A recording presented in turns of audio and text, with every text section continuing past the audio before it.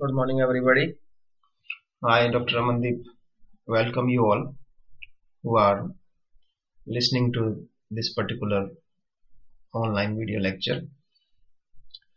So, आज का जो हमारा टॉपिक है वो है features of Indian economy. Indian economy की क्या क्या खास बातें हैं। ये आपकी इंडियन इकोनॉमी बुक का 3rd चैप्टर है और इसको हम 2 पार्ट्स में कवर करेंगे।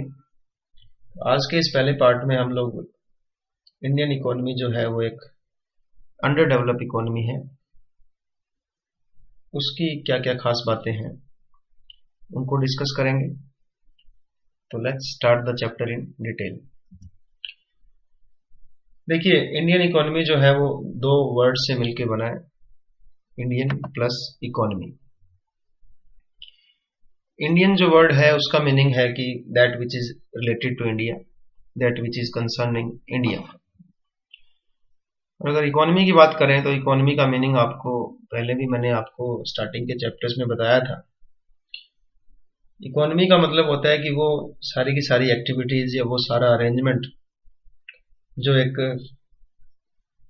सिटीजन जो होते हैं कंट्री के वो करते हैं, जो एक्टिविटीज वो करते हैं अपने वांट्स को पूरा करने के लिए, उन सारी एक्टिविटीज को हम कह सकते हैं कि वो इकोनॉमी कहलाती है। So economy means all those activities and all those arrangements which the citizen of a country undertake to satisfy their wants. So जब हम इंडियन इकोनॉमी की बात करते हैं तो those activities which are happening in India, which are undertaken in India, उन्हीं की हम बात करेंगे।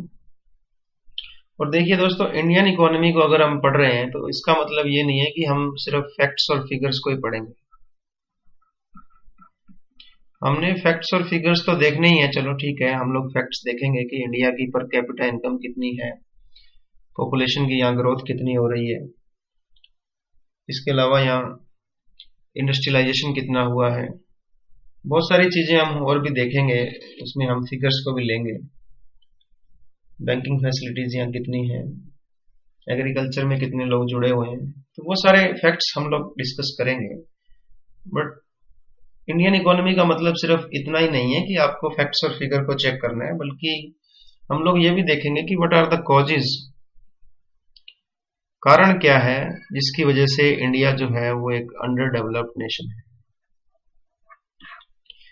कि हम लोग जो है वो अंडर डेवलप क्यों है, उसके कारणों को हम डिस्कस करेंगे ताकि हमें पता लग जाए कि क्यों यहाँ पे इतनी प्रॉब्लम्स आ रही हैं कि हमारी इकोनॉमिक डेवलपमेंट नहीं हो पा रही। तो आज के इस चैप्टर में हम लोग डिस्कस करेंगे कि इंडियन इकोनॉमी की क्या क्या खास बातें हैं। इंडियन इकोनॉमी की अगर नेचर को हमने देखना हो तो वो आप देख सकते हो। तो नेचर के हम अगर बात करें, इंडियन इकोनॉमी की नेचर अगर हमने देखनी है तो हम इंडियन इकोनॉमी के कुछ एस्पेक्ट्स को देखेंगे। वो एस्पेक्ट्स क्या है कि हमें पता लग सकता है कि इंडियन इकोनॉमी जो है वो एक अंडर डेवलप इकोनॉमी, तो हम देखेंगे कि इंडियन इकोनॉमी की क्या खास बातें हैं as a under develop economy, why it is called an under develop economy, हम इस पे भी चर्चा करेंगे। दूसरा, हमें यह भी पता है कि इंडियन इकोनॉमी एक मिक्स्ड इकोनॉमी है और इसको मिक्स्ड इकोनॉमी क्यों कहा जाता है, गवर्नमेंट ने क्या क्या किया है इसको मिक्स्ड इकोनॉमी बनाने के लिए। तीसरा, हमें यह भी पता है कि इंडियन इकोनॉमी जो है वो एक प्लान्ड डेवलपिंग इकोनॉमी है, मीन्स कि यहाँ पे एक सेंट्रल प्लानिंग अथॉरिटी होती है जो क्या करती है कि 5 ईयर्स के लिए प्लान बनाती है और उन्हीं प्लान्स के अकॉर्डिंगली काम करती है। फिर हमें यह भी पता लगेगा कि इंडियन इकोनॉमी जो है वो ड्यूअलिस्टिक इन नेचर है, 2 उसके चेहरे हैं, एक जो सेक्टर है वो काफी डेवलप है, दूसरा सेक्टर काफी नीचे है जो अंडर डेवलप्ड है, उसके ऊपर ज्यादा ध्यान नहीं दिया गया है। लास्ट में हम लोग देखेंगे कि सेक्टरल डिस्ट्रीब्यूशन क्या है, प्राइमरी सेक्टर में क्या है, सेकेंडरी सेक्टर में और टर्शरी सेक्टर में क्या क्या एक्टिविटीज को किया जा रहा है और इसमें कितने कितने % कंट्रीब्यूशन हो रहा है, नेशनल इनकम का कितना कंट्रीब्यूशन प्राइमरी सेक्टर कर रहा है, ये चीजें हम लोग देखेंगे। तो एज ए होल अगर आपको इंडियन इकोनॉमी के फीचर्स को देखना है, इंडियन इकोनॉमी की नेचर को अगर आपने जानना है, तो हमें इन 5 पॉइंट्स को डिस्कस करना पड़ेगा। तो इन्हीं 5 पॉइंटों को डिस्कस करने से हमारे पास एक कंक्लूजन आएगा कि इंडियन इकोनॉमी की खास बातें क्या है। तो आज हम डिस्कस करेंगे features of Indian economy as under developed economy, कि इंडियन इकोनॉमी जो है वो एक अंडर डेवलप इकोनॉमी है, और एक अंडर डेवलप इकोनॉमी होने के नाते इंडिया की क्या क्या खास बातें हैं, क्या फीचर्स हैं इस इंडियन इकोनॉमी के as an under develop economy. बाकी का जो पॉइंट है वो हम नेक्स्ट चैप्टर में करेंगे, नेक्स्ट लेक्चर में करेंगे। तो Indian economy is an under develop economy. अब देखिए, अंडर डेवलप इकोनॉमी की अगर हम बात करते हैं तो हम इंडिया को अंडर डेवलप इकोनॉमी क्यों कहते हैं? क्योंकि दोस्तों, जब भी हम किसी भी कंट्री की इकोनॉमिक डेवलपमेंट को अगर हमें मेजर करना होता है तो हम उस इकोनॉमी की पर कैपिटा इनकम को देखते हैं कि एक आदमी के हिस्से में एवरेजली नेशनल इनकम का कितना हिस्सा आ रहा है। तो पर कैपिटा इनकम कुछ एक कंट्रीज ऐसी हैं जिनकी बहुत ज्यादा है। अगर आप बात करो अमेरिका की, अगर आप बात करो यूके की, अगर आप बात करो जापान की, चाइना की, तो ये जो है डेवलप इकोनॉमीज हैं, इनकी जो पर कैपिटा इनकम है वो काफी ज्यादा है। जैसे कि अमेरिका की जो पर कैपिटा इनकम है वो $56,850 है 2016 के अकॉर्डिंग टू 2016 डेटा। यूके की जो है वो $42,370 है पर ईयर, जापान की $38,000 है, और चाइना की लगभग $8,250। तो पर कैपिटा इनकम के अकॉर्डिंगली ये जो इकोनॉमीज हैं ये डेवलप इकोनॉमीज कहलाती हैं, क्योंकि इनकी पर कैपिटा इनकम काफी ज्यादा है। दूसरी तरफ अगर आप बात करो इंडिया की, पाकिस्तान की, श्रीलंका की, ये अंडर डेवलप इकोनॉमीज हैं क्योंकि इनकी जो पर कैपिटा इनकम है पर ईयर वो काफी कम है। यहां से आप कंपैरिजन कर सकते हैं कि हमारी जो पर कैपिटा इनकम है वो काफी लो है। तो इसी के अकॉर्डिंगली हमने दो इकोनॉमीज बनाई हुई है, अंडर डेवलप्ड और डेवलप्ड।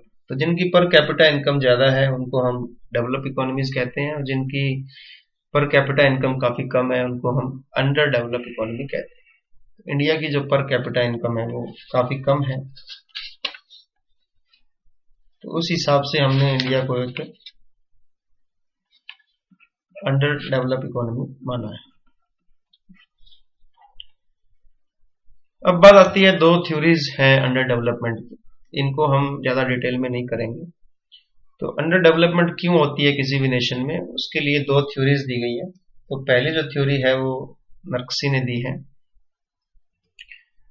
तो ये थ्योरीज क्या बताती हैं कि क्यों एक अंडर डेवलप कंट्री जो है वो इकोनॉमिक डेवलपमेंट नहीं अचीव कर पाती।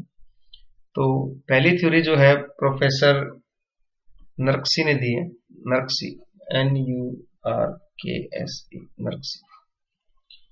अकॉर्डिंग टू नर्क्सी, कोई कंट्री जो गरीब है उसको हम गरीब इसलिए कह रहे हैं क्योंकि वो गरीब है। A nation is poor because it is poor. वो क्यों है? क्योंकि विशियस सर्कल ऑफ पॉवर्टी, वो गरीबी के दुष्चक्र में फंसा हुआ है। विशियस सर्कल को बोलते हैं दुष्चक्र, वो चक्कर घूमता रहता है।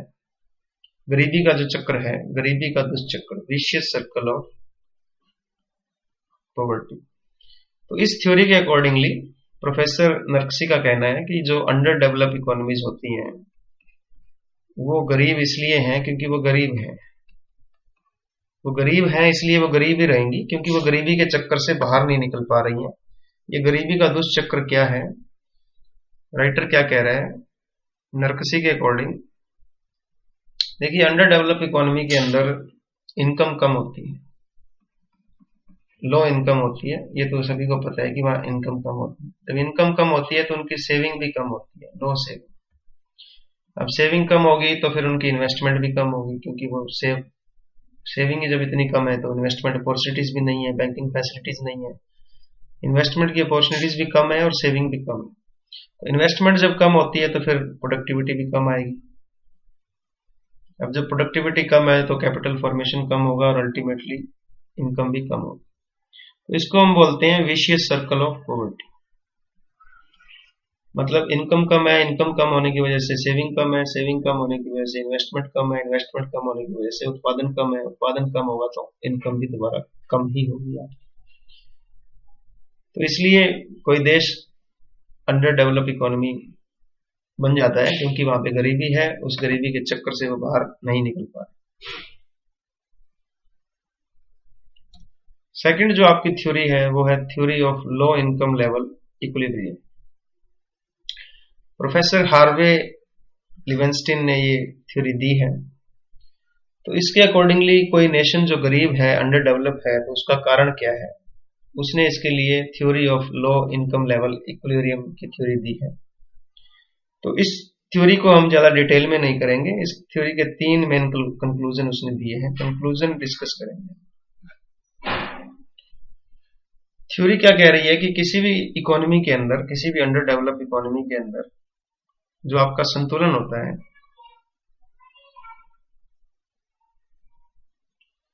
Equilibrium of an under develop economy should be treated as a unstable equilibrium. कि आपकी इकोनॉमी के अंदर जो इक्विलिब्रियम आया है, इक्विलिब्रियम वो अनस्टेबल होगा, वो ज्यादा देर तक इक्विलिब्रियम बना नहीं रहेगा, वो अनस्टेबल होगा। क्योंकि जब भी एक कंट्री के अंदर इक्विलिब्रियम के अंदर कोई भी चेंज आता है तो जो सोर्सेज पर कैपिटा इनकम को बढ़ाने वाली थे, जो फैक्टर्स पर कैपिटा इनकम को बढ़ा रहे थे, वही same sources per capita income को कम भी कर देते हैं।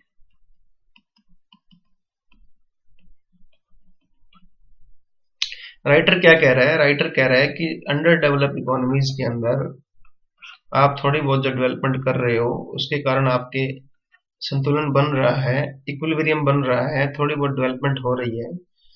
तो अगर थोड़ी बहुत डेवलपमेंट हो भी रही है तो कुछ फैक्टर्स ऐसे होंगे जो स्टार्टिंग में तो डेवलपमेंट के अंदर, इक्विलिब्रियम के अंदर सहयोग कर रहे होंगे, बट अगर थोड़ा सा भी चेंजेस अगर इन फैक्टर्स में आता है तो ये फैक्टर्स खुद ही इक्विलिब्रियम को अनस्टेबल कर देते हैं और उससे डेवलपमेंट को काफी ज्यादा नुकसान होता है, डेवलपमेंट हो नहीं पाती। तो जो फैक्टर्स स्टार्टिंग के अंदर आपको सहयोग कर रहे थे वही सेम फैक्टर्स आपको काफी ज्यादा नुकसान पहुंचाते हैं और ये फैक्टर्स काफी पावरफुल होते हैं। एग्जाम्पल राइटर क्या दे रहा है, राइटर ये कह रहा है कि अगर आपने देखा हो तो जब भी देश में जब आजादी आई थी, इंडिपेंडेंस के आने से पहले इंडिया के अंदर जो ग्रोथ रेट थी, वो इंडियन इकोनॉमी की जो ग्रोथ रेट थी वो काफी ऑलमोस्ट जीरो थी। आजादी से पहले यहाँ कोई डेवलपमेंट नहीं हो रही थी। हालांकि हमने रोड के ऊपर, रेलवे के ऊपर, टेक्सटाइल इंडस्ट्री के ऊपर, आयरन और स्टील के ऊपर काफी पैसा खर्च किया और कैपिटल इन्वेस्टमेंट की और इसकी वजह से हमारी नेशनल इनकम भी बढ़ी। बट वही theory, according to theory of low income level equilibrium जो हम डिस्कस कर रहे हैं, जो इंक्रीज हुआ था थोड़ा बहुत नेशनल इनकम के अंदर, वो ज्यादा देर तक लंबा चल नहीं सका। देखिए, आफ्टर इंडिपेंडेंस या बिफोर इंडिपेंडेंस हमने रोड के अंदर, रेलवे के अंदर, टेक्सटाइल के अंदर, स्टील और आयरन के अंदर अच्छी हमने तरक्की की, इसकी वजह से हमारी नेशनल इनकम बढ़ी। बट ये नेशनल इनकम जो है लगातार सस्टेन नहीं कर पाई, ज्यादा देर तक अपने आप को बना के हम नहीं रख सके, ज्यादा नेशनल इनकम को हम इंक्रीज नहीं कर पाए, क्योंकि बहुत सारी ऐसी फोर्सेस थे, बहुत सारे ऐसे फैक्टर्स थे जिन्होंने इस नेशनल इनकम की बढ़ोतरी के ऊपर नेगेटिव इफेक्ट डाला। तो वो जो फैक्टर्स थे वो अपने आप में इतने मजबूत फैक्टर्स थे कि वो इकोनॉमिक डेवलपमेंट को नीचे ले आए। तो वो फैक्टर्स क्या थे इंडिया के अंदर? वो फैक्टर्स थे आपकी पॉपुलेशन साइज। पॉपुलेशन इतनी जल्दी आपकी इंक्रीज हो रही थी कि जो स्टार्टिंग में पॉपुलेशन आपको थोड़ा बहुत कुछ डेवलपमेंट करके दे रही थी, वही इसी डेवलपमेंट के ऊपर हावी हो गई। दूसरा, लेस कैपिटल फॉर्मेशन। कि हम जो है फॉर्मेशन नहीं कर पाए क्योंकि हमारी इनकम कम थी, हमारी सेविंग कम थी, इसलिए हम इन्वेस्ट नहीं कर पाए और अल्टीमेटली हमारी कैपिटल नहीं बन पाई। और तीसरा, rising expectation of the public. Public की जो एक्सपेक्टेशन है वो बहुत ज्यादा बढ़ गई, इसके कारण भी हमारी इकोनॉमिक डेवलपमेंट को बहुत नुकसान हुआ। तो ये दो थ्योरीज जो हैं वो अलग अलग राइटर्स ने दी हैं। पहला तो थ्योरी हमने डिस्कस किया, theory of vicious circle of poverty, कि किसी भी देश के अंदर पॉवर्टी इसलिए है क्योंकि वहां पे ऑलरेडी पॉवर्टी है और इसके चक्कर से बाहर निकलना बड़ा ही मुश्किल है। दूसरा है लो लेवल इक्विलिब्रियम। अगर किसी कंट्री के अंदर जो इक्विलिब्रियम आता है वो अनस्टेबल होता है, वही फोर्सेस जो थोड़ा बहुत इक्विलिब्रियम लेके आई हैं, वही फोर्सेस जो है वो अनस्टेबल इक्विलिब्रियम लेके आती हैं, चाहे उसमें पॉपुलेशन है, चाहे उसमें लो कैपिटल फॉर्मेशन है, चाहे उसमें लेस टेक्नोलॉजी है। तो लंबे टाइम तक जो है आप डेवलपमेंट नहीं कर पाएंगे। कुछ ऐसे फैक्टर्स होंगे जो इनकम को नीचे ले आएंगे और वो फैक्टर काफी मजबूत होते हैं। अब हम बात करते हैं features of Indian economy as an under developed economy, कि इंडियन इकोनॉमी हमें पता है एक अंडर डेवलप्ड इकोनॉमी है। तो as a under developed economy क्या क्या खास बातें हैं इंडियन इकोनॉमी की। सबसे पहले यहाँ जो पर कैपिटा इनकम है वो स्टैग्नेंट है। स्टैग्नेंट मीन्स कि पर कैपिटा इनकम में कोई ग्रोथ ज्यादा नहीं हो रही है। अगर हम 1947 से पहले की बात करें तो यहाँ जो ग्रोथ रेट थी वो लेस देन 1%, क्योंकि उस टाइम हमारा जो देश था वो आजाद नहीं था। अगर हम आफ्टर इंडिपेंडेंस बात करें तो हमने अच्छी प्लानिंग की, 5 ईयर प्लान्स लेके आए, तो उससे हमारी पर कैपिटा इनकम बढ़ी, बट उसकी ग्रोथ रेट काफी कम थी। इवन तक कि अगर आप बात करें तो थर्ड जो 5 ईयर प्लान थे 1961 से 1966 तक, जो हमने थर्ड प्लानिंग की थी 5 ईयर की, उसमें हमारी ग्रोथ रेट इतनी नीचे आ गई थी कि वो 0.2% रह गई थी। बट अगर आप ओवरऑल देखेंगे तो 1951-50 फर्स्ट 5 ईयर प्लान से लेकर के और 2016-7 जो आपका प्लान है, इस दौरान जो आपकी एवरेज जो पर कैपिटा इनकम है उसके अंदर 3% की ग्रोथ रेट देखी गई है। तो स्टैग्नेंट पर कैपिटा इनकम भी एक फीचर है अंडर डेवलप इकोनॉमी का, कि वहां पे पर कैपिटा इनकम में ग्रोथ नहीं होती। दूसरा, अगर हम पर कैपिटा इनकम की बात करें तो पर कैपिटा इनकम का लेवल काफी कम है। अगर आप अमेरिका का देखें तो अमेरिका जो है पर ईयर 56,850 जो है डॉलर पर ईयर उसकी पर कैपिटा इनकम है। यूके की अगर आप देखें तो यूके की लगभग 42,370 डॉलर। जापान की अगर आप देखें तो 38,000 डॉलर जो है उनकी पर कैपिटा इनकम है। और अगर इंडिया की बात करें तो इंडिया सिर्फ और सिर्फ 1,670 डॉलर की जो है पर कैपिटा इनकम। तो ये भी एक खास बात होती है कि per capita income under develop economy की बहुत ही कम होती है डेवलप इकोनॉमीज के मुकाबले। तीसरा है लो स्टैंडर्ड ऑफ लिविंग, क्योंकि पर कैपिटा इनकम इनकी लो होती है, इनके पास इनकम कम होती है, तो इनका जो कंजप्शन का लेवल होता है अंडर डेवलप इकोनॉमी का वो बहुत कम होता है, क्वालिटी ऑफ लाइफ कम होती है। तो इनका जो फूड के ऊपर, कपड़ों के ऊपर, रहने सहने के ऊपर जो खर्चा होता है वो काफी कम होता है। अगर आप देखें कैलोरीज की अगर आप बात करें तो इंडियंस जो है वो एवरेजली 2460 कैलोरीज पर डे लेता है, जो कि एक डेवलप इकोनॉमी की अगर हम बात करें तो डेवलप कंट्री जो है वो लगभग 3400 कैलोरीज पर डे कंज्यूम करते हैं।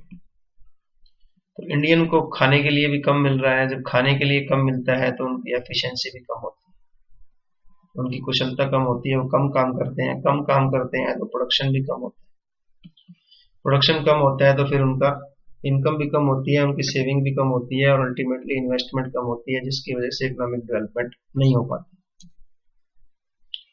फिर बात आती है unequal distribution of income and wealth. India के अंदर अगर आप बात करें तो पर कैपिटा इनकम वैसे ही इतनी कम है, सिर्फ 1670 डॉलर पर ईयर हमारी एवरेज पर कैपिटा इनकम है। और इसमें भी अगर आप देखें तो इंडिया के अंदर इनकम जो है वो काफी अनइक्वली डिस्ट्रीब्यूटेड है, उसमें बहुत असमानताएं हैं। इंडिया के अंदर जो नीचे के 10% लोग हैं, जो गरीबी रेखा से भी नीचे हैं, वो नेशनल इनकम में सिर्फ और सिर्फ 3.6% उनका कंट्रीब्यूशन मिलता है। और ऊपर के अगर आप 10% अमीर देखें, रिच पीपल देखें, तो उनके पास लगभग 30% के लगभग जो है वो नेशनल इनकम को लिए बैठे हैं। तो 10% जो गरीब लोग हैं उनके पास सिर्फ 3.6% कैपिटल है या नेशनल इनकम में कंट्रीब्यूशन है, और जो ऊपर के 10% लोग हैं वो 30% नेशनल इनकम को कब्जा किए बैठे हैं। तो इसका मतलब कि इंडिया के अंदर काफी ज्यादा असमानताएं हैं। असमानताएं तो देखो जापान, अमेरिका, इंग्लैंड भी आपको मिलेंगी, बट वहां पर क्या होता है कि वहां का जो रिच आदमी है, वहां के जो रिच लोग हैं, अमेरिका के, इंग्लैंड के, जापान के, ऑस्ट्रेलिया के, ये लोग जब इनके पास अच्छा पैसा पड़ा होता है तो ये उनको इन्वेस्ट करते हैं। वो इन्वेस्ट करते हैं टेक्नोलॉजी में, वो इन्वेस्ट करते हैं अच्छे अच्छे प्रोजेक्ट्स के अंदर, ताकि देश के अंदर इन्वेस्टमेंट बढ़े, लोगों को रोजगार मिले और देश में तरक्की हो। और इंडिया के जो रिच हैं वो बड़े महान हैं, वो इन्वेस्टमेंट नहीं करते, वो ज्वेलरी के ऊपर खर्चा करते हैं, वो हीरे जवाहरात के ऊपर खर्चा करते हैं, वो सोने चांदी के अंदर इन्वेस्ट करते हैं। इसके अलावा वो अपने शादियों के ऊपर, सोशल फंक्शंस के ऊपर बहुत ज्यादा स्पेंड करते हैं, लोगों को दिखावा करते हैं। तो वो जो पीछे जो पैसा बच गया है, वो थोड़ा बहुत पैसा बचता है, उसी को इन्वेस्ट करते हैं। तो ये काफी एक खास बात है इंडिया की कि यहाँ पे काफी असमानताएं हैं, गरीब और गरीब होता जा रहा है, अमीर और अमीर होता जा रहा है। फिर एक खास बात है इंडिया की कि इंडिया एक अंडर डेवलप इकोनॉमी है, और एक अंडर डेवलप इकोनॉमी की खास बात क्या होती है कि वो एग्रीकल्चर के ऊपर बहुत ज्यादा डिपेंड करता है। इंडिया के अंदर अगर आप देखेंगे तो 46.2% पॉपुलेशन जो है वो एग्रीकल्चर में लगी हुई है, और इनका नेशनल इनकम के अंदर कंट्रीब्यूशन जो है वो 15.3% है सिर्फ। मतलब 46% लोग एग्रीकल्चर में लगे हुए हैं और नेशनल इनकम में इनका कंट्रीब्यूशन सिर्फ 15% है। बाकी इसका मतलब कि जो एग्रीकल्चर में नहीं लगे हुए हैं वो 53.8% लोग हैं, जो कि लगभग 85% कंट्रीब्यूट कर रहे हैं इंडिया की नेशनल इनकम में। तो आप देख सकते हैं कि यहाँ पे कितनी ज्यादा बेरोजगारी है, कितनी ज्यादा पॉपुलेशन जो है वो एग्रीकल्चर में लगी हुई है, और यहाँ पे छिपी हुई बेरोजगारी है कि 46% लोग पॉपुलेशन में लगे हुए हैं और सिर्फ कितना कंट्रीब्यूशन कर रहे हैं, 15%। ये भी एक बहुत बुरी बात है। इसका मतलब कि 46% जो लोग पॉपुलेशन में लगे हुए हैं उनके पास टेक्नोलॉजी अच्छी नहीं है, उनके पास बीज अच्छे नहीं है, फर्टिलाइजर अच्छे नहीं है, इसलिए वो सिर्फ क्या कर रहे हैं, 15% कंट्रीब्यूशन दे रहे हैं नेशनल इनकम। दूसरी तरफ अगर आप अमेरिका की बात करें, इंग्लैंड की बात करें, जर्मनी की बात करें, जापान की बात करें, तो वहां सिर्फ और सिर्फ लगभग 1% जनसंख्या एग्रीकल्चर में लगी हुई है, और नेशनल इनकम में भी उनका कंट्रीब्यूशन सिर्फ 1% ही है। तो ये एक बहुत ही चिंता की बात है कि इंडिया के अंदर इतनी ज्यादा पॉपुलेशन एग्रीकल्चर में लगी हुई है और इतना कम कंट्रीब्यूशन वो लोग दे रहे हैं इकोनॉमिक डेवलपमेंट के। नेक्स्ट है लैक ऑफ प्रॉपर इंडस्ट्रियलाइजेशन। अगर हम देश के अंदर औद्योगिक विकास की बात करें, इंडस्ट्रियलाइजेशन की बात करें, इंडस्ट्रीज कितनी लगी हैं, तो उसकी ग्रोथ भी बहुत कम है। अगर हम देखें तो इंडिया के अंदर भी हमने मशीनों को लगाया है, इंडस्ट्रीज लगाई हैं, बेसिक जो इंडस्ट्रीज होती हैं, जैसे केमिकल इंडस्ट्री है, फर्टिलाइजर इंडस्ट्री है, मशीन टूल इंडस्ट्री है, बट फिर भी इतनी ज्यादा डेवलपमेंट सेटिस्फैक्टरी नहीं हुई है। ठीक है कि हमने 100 साल पहले ही लगभग इंडस्ट्रीज लगानी शुरू कर दी थी, बट अगर हम बात करें कि इन्होंने एम्प्लॉयमेंट कितनी दी है, तो आज तक जितनी भी आपकी इंडस्ट्रीज लगी हैं उन्होंने लगभग सिर्फ 75 लाख लोगों को रोजगार दिया है, सिर्फ 75 लाख लोगों को ही एम्प्लॉयमेंट दी है, जो पूरी एम्प्लॉयमेंट की सिर्फ और सिर्फ 4% है। इसका मतलब जितने लोगों को हमें रोजगार देना चाहिए था इस इंडस्ट्री के अंदर वो हम नहीं दे पाए। और दूसरा, जो हमने इंडस्ट्रीज लगाई हैं उसकी टेक्नोलॉजी भी इतनी अच्छी नहीं है। हम जो इतना प्रोडक्शन कर पा रहे हैं इन इंडस्ट्रीज के थ्रू वो भी कम है। अगर हम बात करें तो 2016-17 के अंदर हमने जो बेसिक इंडस्ट्रीज हैं उनसे लगभग 31.5% कंट्रीब्यूशन किया नेशनल इनकम के अंदर। मतलब कि जो टोटल नेशनल इनकम थी उसमें 31.5% जो था वो इंडस्ट्री का योगदान था। बट अगर हम इसका कंपेयर करें चाइना के साथ, तो चाइना जो है लगभग 43% कंट्रीब्यूशन ले रहे हैं अपनी नेशनल इनकम में इंडस्ट्रीज के थ्रू। तो हमारे देश में इंडस्ट्रियल जो ग्रोथ है वो काफी लो है। दूसरा, टेक्नोलॉजी हमारी पुरानी है, इसलिए हमारी प्रोडक्टिविटी भी लो है, प्रोडक्शन हमारा कम है, जिससे कि हमारी पर कैपिटा इनकम भी लो हो रही है। नेक्स्ट आपका पॉइंट है कि इंडिया के अंदर प्रॉपर बैंकिंग फैसिलिटीज नहीं है। बैंकिंग कह लो या क्रेडिट फैसिलिटीज बहुत कम है। प्रॉपर खास करके गांव के अंदर हमारे पास बैंकिंग और क्रेडिट फैसिलिटीज की बड़ी ही कमी है। हमने देखा है कि गांव के अंदर या पूरे देश के अंदर लगभग 46% पॉपुलेशन जो है वो एग्रीकल्चर में लगी हुई है। अब इन लोगों को अगर स्मॉल फार्मर्स जो हैं, पुअर फार्मर्स जो हैं और छोटे मोटे जो फैक्ट्री लगा रखी है, उनको लोन और क्रेडिट फैसिलिटी नहीं मिलती है, तो उनको क्या करना पड़ता है, गांव के अंदर ही जो साहूकार होता है, बनिया होता है, उनसे ज्यादा ब्याज रेट के ऊपर उनको लोन लेना पड़ता है। तो वो अपने आप को ग्रो नहीं कर पा रहे हैं। तो इनकम जो है फार्मर्स की वो ज्यादातर ब्याज के रूप में ही, इंटरेस्ट के रूप में ही जा रही है। उनके पास पैसा नहीं बचता जिससे कि वो सेविंग कर सकें, इन्वेस्ट कर सकें और देश में इकोनॉमिक डेवलपमेंट हो पाए। तो बैंकिंग फैसिलिटीज और क्रेडिट फैसिलिटीज का ना होना भी एक खास कारण है इंडिया की डेवलपमेंट ना होने में। दूसरा, अगर हम बात करें तो ट्रांसपोर्ट के जो हमारे मीन्स हैं, ट्रांसपोर्ट के जो साधन हैं, चाहे वो रेलवे है, चाहे वो रोड है, चाहे वो एयर है, चाहे वो वाटर का साधन है, वो इतने बड़े देश को देखते हुए ज्यादा कोई विकास उनमें नहीं हुआ है। देखिए, जब ट्रांसपोर्ट के साधन आपके पास नहीं होते तो जो मोबिलिटी है गुड्स एंड आइटम्स की वो कम हो जाती है। कि आपके पास रोड अच्छे नहीं है, टाइम बहुत ज्यादा लगता है या महंगा बहुत पड़ता है, तो इसलिए गुड्स या आइटम्स जो है वो एक शहर से दूसरे शहर में या दूर तक नहीं जा सकते।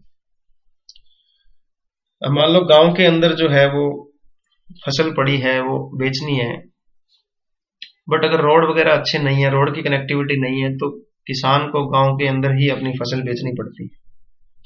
इंडस्ट्रीज जो होती हैं उनको रॉ मटेरियल लेना होता है, कोयला लेना होता है, तो वो अगर साधन नहीं होंगे तो उनको वो काफी महंगा पड़ेगा, जिससे उनकी कॉस्ट बढ़ जाएगी। अगर आप बात करें कनाडा की, तो वहां पे 1 लाख लोगों के ऊपर 169 किलोमीटर जो है रेलवे लाइन लगी हुई।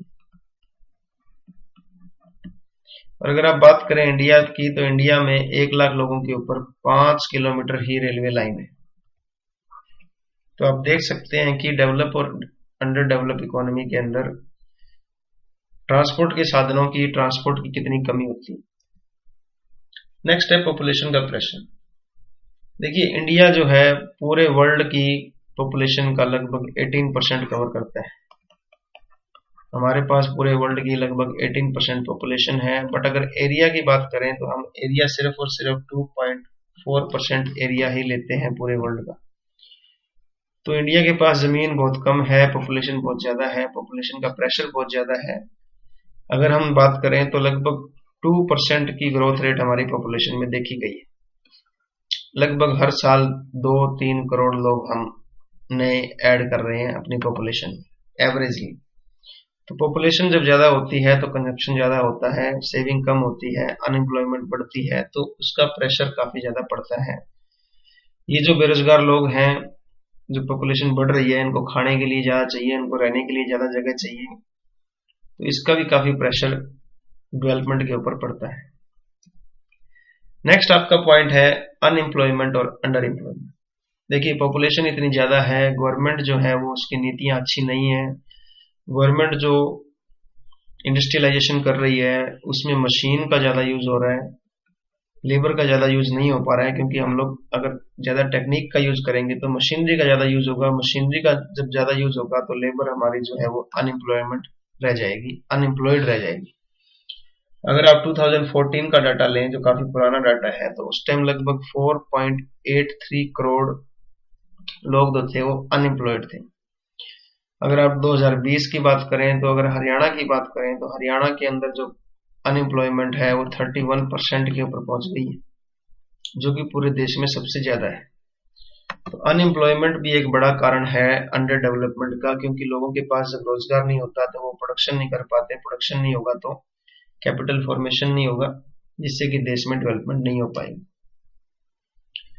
फिर शॉर्टेज लैक ऑफ कैपिटल, देश में कैपिटल फॉर्मेशन की काफी कमी है, कैपिटल की काफी कमी है, क्योंकि हमारे पास इनकम कम है, इनकम कम है तो सेविंग कम है, सेविंग कम है तो इन्वेस्टमेंट कम है, इन्वेस्टमेंट कम है तो कैपिटल फॉर्मेशन नहीं हो पा रहा है। 1951 अगर पहले 5 ईयर प्लान की बात करें तो इंडिया के अंदर लगभग 9% जो आपकी नेशनल इनकम थी उसको हम क्या कर रहे थे, 9% हमारी सेविंग हो रही थी और इतना ही परसेंट हमारा कैपिटल फॉर्मेशन हो रहा था, मतलब इन्वेस्टमेंट हो रही थी। तो 9% के लगभग हम सेव कर रहे थे और इतना ही हम इन्वेस्ट कर रहे थे। और अगर आप 2015-16 की बात करें तो हमारी जो सेविंग है वो 32.3% पे पहुंच गई है और लगभग इतनी ही हम इन्वेस्ट कर रहे हैं। तो ठीक है, हम लोग अच्छा सेव कर रहे हैं और इतना ही हम इन्वेस्ट कर रहे हैं, बट फिर भी हमारे यहाँ पे कैपिटल फॉर्मेशन काफी कम है, क्योंकि हमारे यहाँ प्रोडक्शन जो है वो काफी कम हो रहा है डेवलप नेशन के मुकाबले। नेक्स्ट है अंडर डेवलप्ड नेचुरल रिसोर्सेज। हमारे कंट्री के अंदर नेचुरल रिसोर्सेज काफी अच्छे हैं, हमारे पास जंगल है, हमारे पास लोहा है, कोयला है, अभ्रक है, माइंस है, मिका है, बट हमने अभी तक इनको पूरा हार्नेस नहीं किया है, पूरा हम इसका उपयोग नहीं कर पाए हैं, क्योंकि हमारे पास वो टेक्नोलॉजी नहीं है उतनी अच्छी। तो एक तरफ तो हम एग्रीकल्चर प्रोडक्शन के ऊपर डिपेंड हैं, दूसरा हम लोग नेचुरल रिसोर्सेज का यूज नहीं कर पा रहे हैं। अगर आप देश में नदियों की बात करें तो देश में बहुत सारी रिवर्स हैं, बट हम उनको अच्छी तरह से चैनलाइज नहीं कर पा रहे हैं। तो एग्रीकल्चर लैंड जो हमारी है उस तक पूरा पानी हम नहीं पहुंचा पाए हैं, और दूसरा नदियों के अंदर जो फ्लड आ रहा है उसको भी हम काबू नहीं कर पा रहे।